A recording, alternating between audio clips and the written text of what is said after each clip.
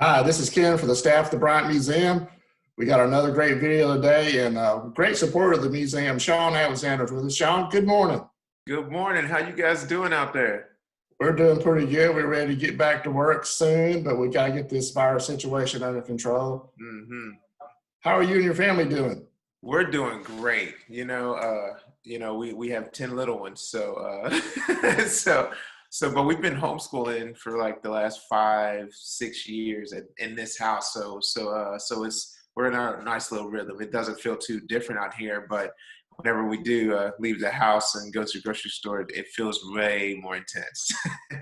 So how do you do this video without two, three kids climbing up in your lap and on your shoulders? And Yeah, we still Skype in with different teachers, and so it just happens that out of all days, this is the time where a piano teacher has two of the kids, and another English teacher has two of the kids, and so it's fallen in. This is a perfect time. It's fallen in the right place today.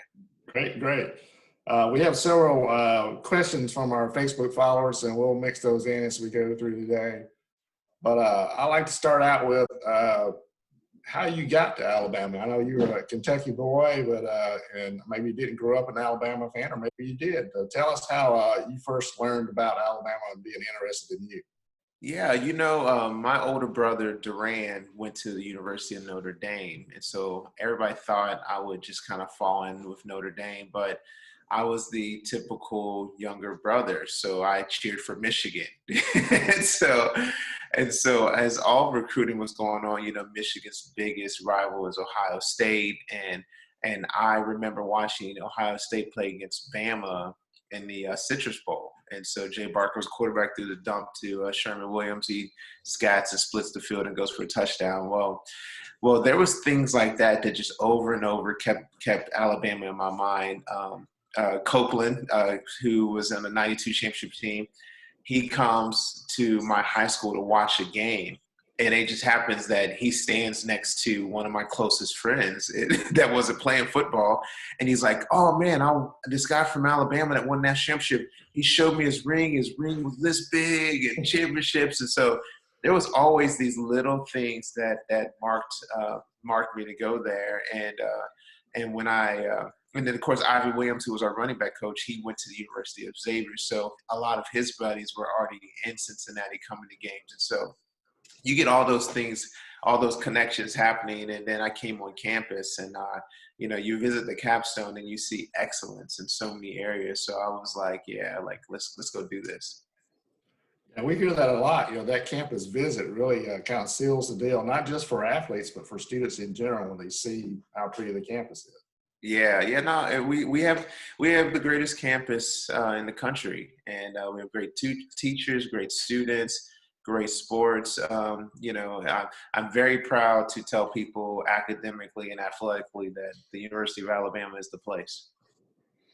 We have some questions from the followers of the museum on Facebook here. I'm gonna start out with what's the toughest atmosphere, and they suggest either the swamp or Death Valley. Uh, when you're in college, which of those, maybe others, was a tough place to play? When I was on campus, we played the '96 game in Death Valley, which was beautiful, and '98. I was just a part of this long streak that was going on, so it didn't feel as intense because it was already our tradition to go there and win, and we had lost since like '69 or '67 or something. It was a long, many decades, and so the swamp felt way more intense than Death Valley. And so, us going down there in '99, it just felt like it was way more intense pressure. They had a very strong swag about them, not losing there in 6 years. And so that to me was way more intense. I loved the atmosphere, and it probably felt good to leave out there victorious. So it was, I would say, the swamp. And this one goes, they ask you for college and the pros. What was your favorite place to play on the road? Wow, on the road, gosh, I like the Georgia Dome, because it meant that we were in the SEC championship. So so I got to play there twice, my freshman year and my senior year, and it was really sweet. Yeah, like whenever you know that you're playing there, even though it was a neutral site, it was still packing up and going to play for something big. So that was good, and of course I loved it when I was in the pros playing against the Falcons because you got all the Bama fans got to come see me play live. So that was sweet. NFL is so special because you got all of these historic cities and all these historical teams. That was great playing in Chicago and Green Bay and Dallas. And, I've always been the person that seems like I've always had a really special moment in sports at the same time as someone else. So my big LSU game that they remember my freshman year was also the night that Mark McGwire hit his 70th home run, and the game that puts the Seahawks in the Super Bowl was also the same night that Kobe Bryant scored 81 points, So there's always been just big things happen at the same time. But like sports has its way of just being amazing all the time, linking all of us together. And so it's just been sweet. And one of the questions here is about the LSU game. You had the 291 yards there. They want to know, did you get tired? I get tired. It's funny. Y'all, the Bama world knows I didn't start that game, and I don't know if everybody really realized that I actually came out in the fourth quarter. I did almost all the mess in third quarter, and I think Eli Gold said it the best. He said, "Only thing that stopped Shaun from starting was Gene Stallings. The only thing that stopped Shaun from finishing that game was Gene Stallings." So, so Gene was like LSU's best helper that night. Do you ever get a chance to talk with Coach Stallings? I do. I try to give him a call, every couple of months, and now I've just thought to myself, like, I'm going to squeeze it into every month because he's such a great man, and these type moments make you think about family. And so Coach Williams, Coach Cottrell, Coach Stallings, all my coaches, even the pro coach, I had Mike Holmgren when I was in Seattle, and so you think about all your coaches that you've had and all your great mentors and all the great men that have helped me become who I am. I'm going to be more purposeful in trying to call them and just saying, hey, I love you. Thank you for who you are, We're talking about being a Tide fan, and one of the questions is, what's the strangest or craziest place you run into an Alabama fan and you got to roll Tide? Wow.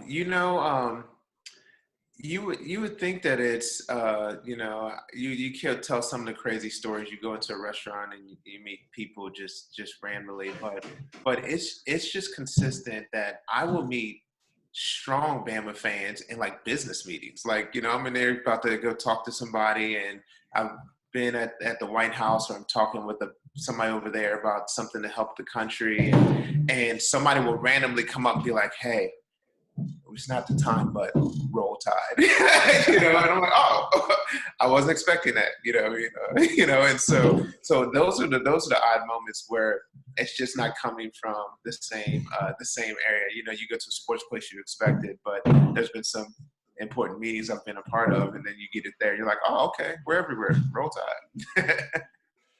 And you mentioned, that you didn't start that LSU game. Talk about how tough it is to be a freshman. You're a high school star, and then you come to college, and you got to compete with lots of good players and work your way up. So tell us about those emotions of earning your way up. Yeah, I think that there's something beautiful about the journey, and not thinking too high of yourself or too low of yourself is what helps you with this journey. ESPN said I was the number one recruit, you know what I mean? And so I'm like, I agree with you, and so I come to Alabama, we're feeling good. And then you look up and you've got the best running back in Alabama here. You've got the best running back from Tennessee there. You're recruiting the next two best running backs from Tennessee the next 2 years, and the next kid from Georgia. You're like, oh, this is our tradition. Like, everybody's going to come here and everybody's going to be pretty good. And you've got to go learn how to master the gifts that you have. And so that journey, if your head is right, you can handle that. But you have to have that good balance of, if that guy makes a play, cheer, be excited, master what he did, but then figure out who you are and what your game is. And if you have the right mind frame, then, sky's the limit at the university. Another question from the followers on Facebook is, talk about the evolution of strength and conditioning. Yeah. The strength and conditioning coach has always been the backbone of the program, but it's social media that is making the strength and conditioning coach bigger than life. And so you get social media, you hear him yelling, screaming, let's go, blah, blah, blah, all the different ways of him motivating guys to get their bodies ready before they get on the field, has just made it just become something that's just amazing. I mean, I think it's really sweet because I like seeing things keep getting better and keep growing, but that's really what it is. It's social media now putting a spotlight on something that the world probably never realized before. But, a great strength coach can really elevate your team to high levels. Are your kids involved with sports? I had 3 girls when we were in Seattle, and then we played the 1 year with the Redskins, and then we had 2 boys, Joseph and Justice. So they're 11 and 9. The girls don't play sports. Well, they played basketball for 1 year, but they're really singers and dancers. They're athletic. They look good, but they didn't want it, but the boys, they're going to be pretty athletic. And so Joseph's 11, Justice is 9, Jedediah is 4, and those boys would be pretty. It's really cool. I've got a cousin Devontae will probably come to Tuscaloosa next year. He plays at LaSalle, and then my brother Duran that was at Notre Dame, his son's about 12, and so we got about 4 years, and you'll see the new legacy kids come through, and it's going to be awesome. Joseph is fairly skinny and athletic, so he'll either be a basketball player or he'll be a cornerback. And then Justice he's kind of built like I am, broad shoulders, big booty, And so he'll either be a linebacker if he gets in that 6'3", 6'4" range, or he'll be a running back if he's at that 5'11", 6 foot range. So it's going to be cool just watching them and seeing them just get better. Another question from our followers is, are you still associated with the Fellowship of Christian Athletes, and what influence did that have on you? Gosh, I tell people the story all the time that when we was, well, it really starts back in the 60s, and Bear Bryant comes in and he tells his highly #1 assistant coach, Gene Stallings, he says, Beebs, one of the weirdest things is going on with our program. I don't know what's happening. I walked into the football hall and I saw guys crying and hugging, and what's going on with my football team? And Coach Stallings says, what is it? It's the Fellowship of Christian Athletes. They go on to win the national championship that year, and Coach Bryant comes in and says, Beebs, one of the best things we've ever done to our program, the Fellowship of Christian Athletes, And he said, these guys, they would just not quit on each other. And so there is something special about our university that was really attracted to me when I was being recruited, was there is this sense and this love that if you want to be a man of God, Alabama's going to have the people there to help you grow. And, everybody knows Mr. A, Wayne Atchison, is now working at the Billy Graham Association out there in North Carolina. He was just a great impact for me. Some of the strength coaches, Jeff Reitz, and the coaches, Dabo Sweeney was the receiver coaches, Lover of Jesus, Woody McCorvey, all those Clemson guys over there. But these were just great men of God that were part of, they made it very exciting to be a young man of faith, to grow in your faith. And FCA was the conduit for us on the campus. And it was just wonderful. Coach Kramer's there now, and I stay in contact with many of the boys that through there, just really encouraging them to stand for God. And so still today, when FCA is having an event all over the country, I'll go out there and go speak for them at times. But it really, that whole association helped me really grow in my faith and taught me how to pray, study, and actually proclaim the word in front of others. So I'm very thankful for FCA. And you mentioned Wayne Atchison. Y'all did a book together.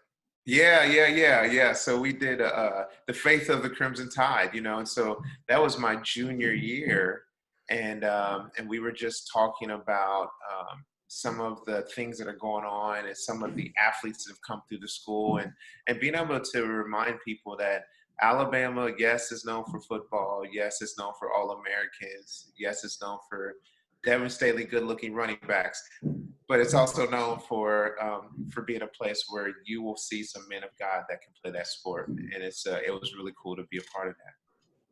And something we have available at the museum store, and you can get it online at bryantmuseumstore.com right now. You have a children's book, Alexander the Great. Why don't you tell people the story behind that?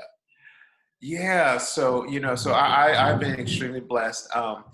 I wrote Touchdown Alexander the year I won the MVP in 2005. I wrote The Walk when I retired, but one of the most fun books that I got to be a part of was Alexander the Great. And so when I was in Seattle, I had my own TV show, the Shaun Alexander Show, and it was a lot of skits. It was almost like Punk'd before anybody knew what Punk'd was, because there was no social media, TV wasn't big. The Seahawks, I mean, it was a loud crowd, but it wasn't a football town with King Griffey Jr. and Big Lefty and Ichiro, all those. It was a baseball town when I first got there. And I would go through the city and I'd say, man, there's no way I could do this in Tuscaloosa. Just walk down the street and go, no one says nothing about football or Roll Tide or nothing. So part of my show was talking about last week's game, and the last segment was the next week's game. But there was always a middle segment of me on the streets, and just sometimes I'd be a car salesman, sometimes I'd be in a restaurant, and there would be like this, it'd be IHOP, the Alexander touchdown slam breakfast, and you get a discount. And I would go in there and I'd act like a waiter, and they wouldn't even. I remember one guy recognized me, so it was a great show. But my co-host, Angie Mentink, her husband, Jared, was a children's book author. And I said, well, man, when are we going to write the Shaun Alexander story? And so he put it all together, and we got it to the publishers, and it was just fun. And still today, kids read it all over the country, just kind of stirred up about the cool things I got to do from high school to college on into the pros. We're talking with Shaun Alexander. We appreciate y'all following us on Facebook, Twitter, Instagram. Like this and follow the museum site. We'll keep putting information up while things are shut down. Shaun, I got one last question for you, one last thing for you to do before we wrap it up today. Again, we appreciate your time. You're a busy man with all your business activities and your family chores, but we're in this virus situation here. I want you to give everybody a little pep talk and lead us out today. I always think this, and people really know about my faith, and being in the South, you guys all understand this, but rarely do we have the opportunity to really understand that we have the creator of the world as our God. You don't have to fear it. Like at the end of the day, the best days of our lives are going to be when we're in heaven, worshiping God, seeing all of his creation, understanding, getting conversations about things that are even far beyond what we can imagine. So what's the best thing to do here is now figure out who you've been called to be on this planet and enjoy it. If you got kids, you're supposed to enjoy the fact of being a parent. You know what I mean? You've got parents. Enjoy the fact that you got time to spend with them. You've got friends. Encourage them to be something greater than they could ever imagine. Football will come and will end. Everybody asks me, did I enjoy high school? I did. Somebody just sent me a picture of the street that they named after me when I got to college, But I loved high school. I loved Boone County High School. Shout out Rebels. But then I love Alabama. I did, the freshman year, 19 years old, blowing up all over the country so quickly, and then watching us go all the way up to the SEC championship and just playing in the Orange Bowl and all these awards. Now I've been to SEC Hall of Fame and the Orange Bowl Hall of Fame and it's soon to be College Football Hall of Fame. I really enjoyed college in Alabama, the whole experience. And then I get to the pros in Seattle and all those awards. It was great. Retiring out here, family, having the 11th child, this January, um, God's just really blessed me. But I've never wanted to go back and have to go redo it again, because in the moment is the most perfect time for me. And this is what I want to encourage you all. Go be perfect in this moment. Like, go love your families, go call the ones that you haven't talked to in a while. Be in the moment. You'll actually realize that this is the greatest time of your life because it's now. And so go do something about it. And so with the coronavirus, don't shrink back, don't be scared. Go be awesome in the moment. That's the best thing that you could ever do, is love people well, encourage people well, challenge people well, and be who you're supposed to be right now. So with that, roll tide, it keeps on getting better.